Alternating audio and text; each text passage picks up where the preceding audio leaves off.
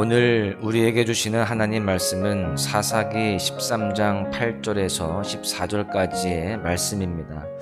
마노아가 여호와께 기도하여 이르되 주여 구하옵나니 주께서 보내셨던 하나님의 사람을 우리에게 다시 오게 하사 우리가 그 낳을 아이에게 어떻게 행할지를 우리에게 가르치소서 하니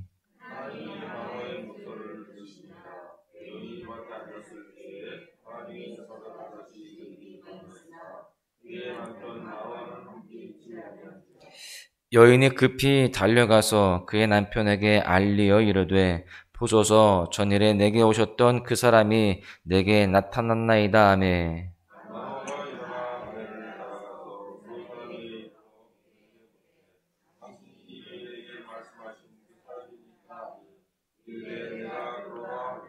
마노아가 이르되 이제 당신의 말씀대로 되기를 원하나이다. 이 아이를 어떻게 기르며 우리가 그에게 어떻게 행하리이까?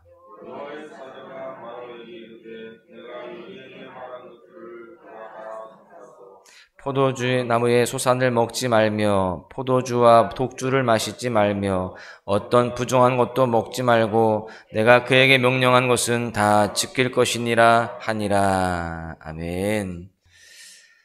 우리는요 인생을 살아가면서 각자에게 허락된 사명을 가지고 살아갑니다. 그 사명들 중에서 부모로서의 사명도 있는데요. 그렇다면 하나님이 허락하신 부모의 여러 사명들 중에서 가장 위대한 사명은 어떤 것일까요? 그것은 바로 신앙교육의 사명입니다. 미국의 기독교 사회학자 크리스찬 스미스는 이렇게 말합니다. 자녀의 신앙을 알기 위해선 부모의 신앙을 먼저 알아야 한다. 여러분, 부모는 자녀의 신앙의 절대적인 롤 모델이 된다라고 하는 것입니다. 자녀의 눈에 부모의 언행 심사는요 24시간 레코딩이 됩니다. 자녀는 부모가 기도하는 만큼 기도하고요, 부모가 큐티하는 만큼 큐티합니다. 부모가 순종하는 만큼 순종하는 것이죠. 즉 부모의 일상은 신앙교육의 현장이다라는 것입니다. 그렇다면 여러분은 자녀를 믿음의 사람으로 양육하고 계십니까? 여러분은 하나님이 허락하신 신앙교육의 사명을 잘 감당하고 계십니까? 바라기는요, 하나님이 우리에게 허락하신 신앙교육의 사명을 잘 감당하여서 우리의 자녀와 가정 그리고 가문의 운명이 사명으로 압도되어지기를, 또 주님 안에서 참된 은혜를 누리기를 간절히 소망합니다. 오늘 말씀을 통해서 깨달을 수 있는 교훈은요, 첫 번째로 신앙교육의 사명을 감당하기 위해서 부모는 신앙교육의 주체가 되어야 된다라고 하는 것입니다. 오늘 본문의 이 내용을 보니까요, 오늘 말씀에 마노아를 클로즈업합니다. 8절에 보십시오.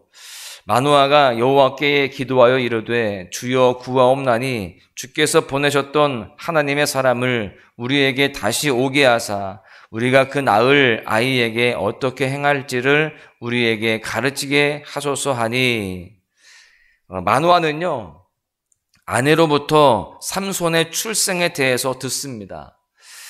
여러분, 마노아 입장에서 한번 생각해 보십시오. 애타게 기다렸던 자녀를 허락하신 하나님의 약속은요 그에게 가슴 벅차오르는 감동 그 자체였을 것입니다. 말로 형용할 수 없는 감사의 제목이었겠죠. 그런데요, 지금 이 마노아가 이런 상황에서 어떤 기도를 하고 있느냐? 하나님의 그 놀라운 약속을 자신이 직접 듣기를 원한다는 겁니다. 그리고 그 약속 이후에 자신이 무엇을 해야 할지를 구체적으로 묻습니다. 하나님, 나의 자녀를 어떻게 키워야 할지를 알려주십시오. 이렇게 묻는 건데요, 마노아는 감동과 감사에서 머물지 않았습니다. 그는 감동과 감사를 넘어서 순종의 자리로 나아갔다라는 것입니다. 그는 자신이 가장으로서 신앙교육의 주체가 되기로 결단을 한 것입니다. 그런데 여기서 우리가 잊지 말아야 할 중요한 한 가지 사실이 있습니다. 여러분, 지금 삼손이 태어난 상태입니까? 아니면 아직 태어나지 않은 상태입니까? 아직 태어나지 않은 상태예요. 마노아는 지금 자신의 품에 안겨있는 아기의 신앙교육을 결단한 것이 아닙니다. 그는 미래에 품에 안을 아이의 신앙교육을 위해서 기도하고 있는 것입니다. 지금 마노아의 사명은요, 시공간의 제약을 뛰어넘습니다. 신앙교육에 대한 그의 사명감은요, 시간차와 온도차를 극복하는 거예요. 그는 하나님이 허락하실 자녀의 신앙교육의 주체가 되기로 결단했던 것입니다. 여러분, 코로나로 촉발된 이 비대면 시대는요, 신앙교육에 혁신을 일으켰습니다. 이전에는요, 대부분의 부모가 주일에 아이를 교회에 데려다 주는 것으로 부모 역할을 다한 것으로 생각했습니다. 그런데 이러한 생각은요, 코로나로 교회가 닫혔던 2년여 시간 동안 완전히 무너졌습니다. 코로나 바이러스가 촉발된 이 비대면 시대에요, 가정은 주일학교가 되어야 되었습니다. 이를 위해서 부모는 반드시 자녀의 신앙교육의 주체가 되었어야만 되었죠. 그래서 가정에서 그 신앙교육을 잘 했던 그 가정은요, 자녀들이 지금도 믿음의 계대를 잘 이어가고 있지만, 그렇지 않은 가정들은요, 자녀들이 믿음을 떠나서 지금 세상으로 향하여 있는 모습들이 너무나 많습니다. 바라기는 우리 소망가족 모든 가정들은요, 특별히 우리 부모들은 자녀의 신앙교육의 주체가 되어서 그 믿음의 계대를 잘 이어갈 수 있는, 믿음의 가문을 잘 이루어갈 수 있는 그런 모습들이 되어져야 할 줄로 믿습니다. 두 번째는요, 믿음의 부모는 변함없는 진리로 자녀의 신앙교육을 해야 된다라고 하는 것입니다. 이제 우리가 신앙교육의 주체가 되어서 그 진리로 자녀들의 신앙을 잘 이끌어 가야 된다라고 하는 것이죠. 12절 하반절 말씀에서 마노아는요, 다시 한번 자녀를 어떻게 양육해야 할지를 묻습니다. 그러자 하나님의 사자가 이렇게 대답합니다. 13절과 14절을 보십시오. 여호와의 사자가 마노아에게 이르되 내가 여인에게 말한 것들을 그가 다 삼가서 포도나무의 소산을 먹지 말며 포도주와 독주를 마시지 말며 어떤 부정한 것도 먹지 말고 내가 그에게 명령한 것은 다 지킬 것이니라 하니라. 어제 새벽 예배를 오셨거나 소망의 묵상을 하신 분들은 아마 아실 겁니다. 지금 여호와의 사자가 말한 내용은 전에 마노아의 아내에게 했던 말과 동일한 겁니다. 이처럼 여러분, 기준은 바뀌지 않는 거예요. 진리는 불변합니다. 세상이 아무리 급변해도 진리는 변하지 않는 것입니다. 거룩의 기준은요, 어제나 오늘이나 영원토록 동일합니다. 눈에 보이는 이 세상 속에서 우리는 눈에 보이지 않는 하나님만을 바라보아야 되는 것이죠. 우리는 새로운 시대에 맞는 새로운 교육 방법을 원합니다. 그것이 앞서가는 것이라고 생각하는 것이죠. 그래서 때로는 성경의 원리대로 교육하면 시대에 뒤떨어지는 것 같다라고 여겨지기도 합니다. 그러나 자녀 교육을 위한 하나님의 원리는 결코 변하지 않습니다. 급변하는 지금 이 시대 속에서도요, 여전히 우리는 하나님의 말씀으로 교육해야 되는 것입니다. 우리 인생의 기준이 말씀이듯이 교육의 기준도 말씀이어야 되는 것입니다. 독일의 함부르크 대학병원은요, 2019년 9월부터 2021년 5월까지 약 2년간 독일의 전국에 1200개의 가구를 대상으로 총 4회에 걸쳐서 10살부터 17살까지 아이들의 미디어 사용 현황과 변화를 조사했습니다. 조사 결과 코로나 이후 1년 사이에 게임 중독이요 52%, SNS 중독은요 44%가 증가된 것으로 나타났습니다. 가파른 상승세가 아닐 수 없는데요, 이것은 비단 독일뿐만이 아니고요, 우리나라도 심각합니다. 모르긴 몰라도 저희 나라는, 이 대한민국은 더 심하다라고 저는 생각합니다. 지금 우리의 자녀들을 한번 보십시오. 학교 운동장을 마음껏 뛰놀면서 교실에서 선생님과 친구들과 함께 공부해야 할 우리의 자녀들이 조그마한 직사각형 컴퓨터 화면 안에 갇혀서 지냅니다. 고개를 높이 들고 두 눈을 크게 뜨고 넓은 세상을 바라보면서 미래를 위해 도전하고 꿈꿔야 할 우리의 다음 세대가 고개를 숙인 채 손에 들린 작은 스마트폰으로 이 세상을 바라보고 있습니다.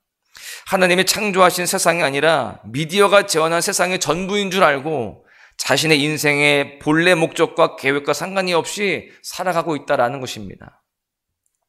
여러분, 지금 이 위드 코로나 시대에 우리의 다음 세대가 믿음의 세대가 되기 위해서는요, 그러니까 다른 세대가 아니라 다음 세대, 믿음의 다음 세대가 되기 위해서는 우리가 어떻게 해야 될까요? 사랑하는 내 자녀가 패역한 이 세상에 물들지 않고 거룩하고 흠없는 새벽 이슬 같은 주의 자녀가 되기 위해서는 어떻게 해야 될까요? 미디어 공간 속에 갇힌 다음 세대의 시선을 옮겨야 되는 거예요. 지금 컴퓨터 앞에 있는 그 시선, 또 스마트폰에 빠져있는 그 시선을 어디로 옮겨야 되느냐? 하나님의 말씀으로 옮겨야 되는 것입니다. 하나님의 말씀은 우리 인생의 기준이 됩니다.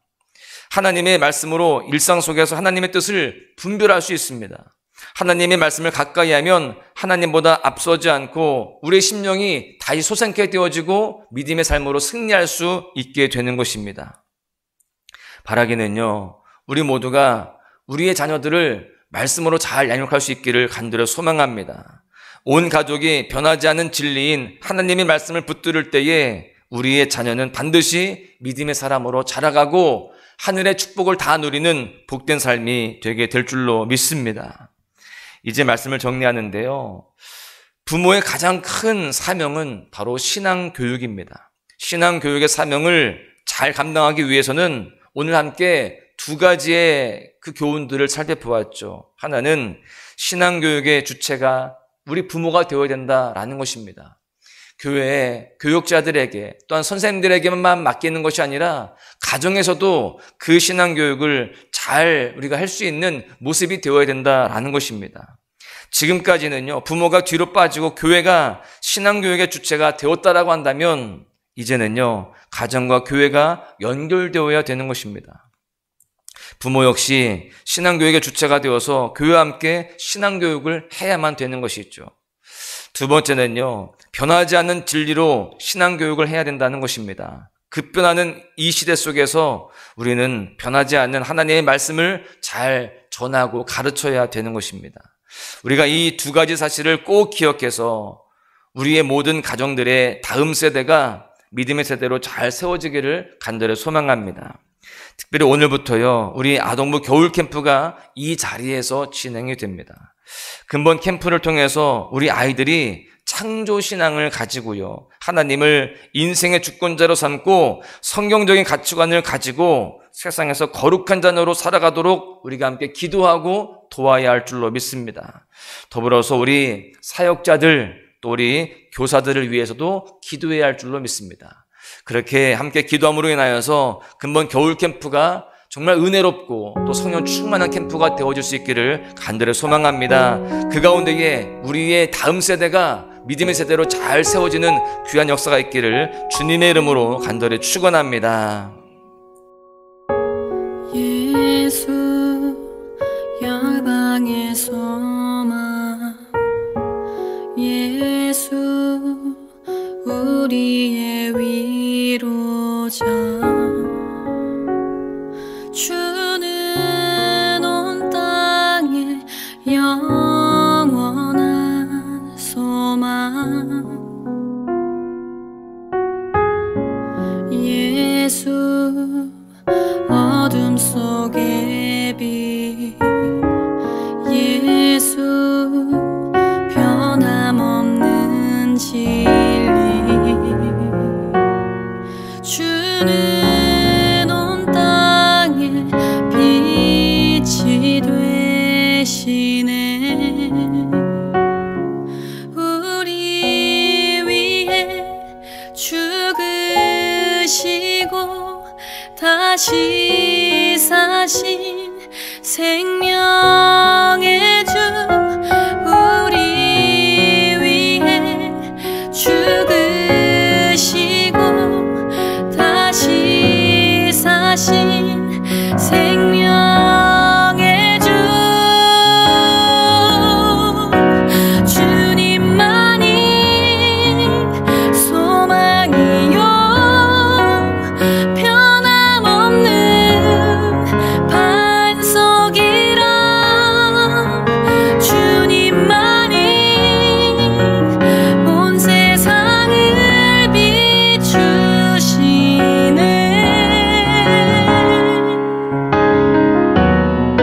또 죽음에서 부활하신